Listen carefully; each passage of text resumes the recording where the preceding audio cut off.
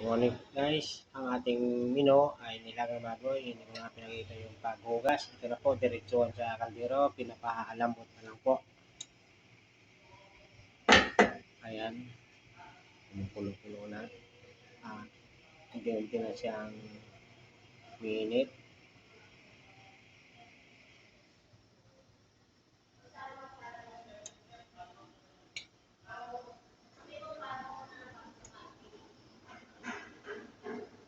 Ayan po.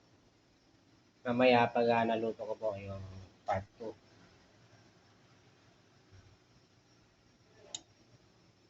Ayan. Ito po yung sahog niya.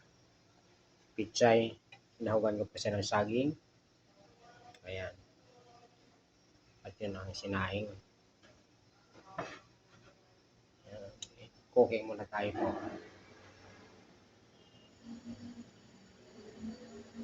Tayo ng ating kumulo at lumambot.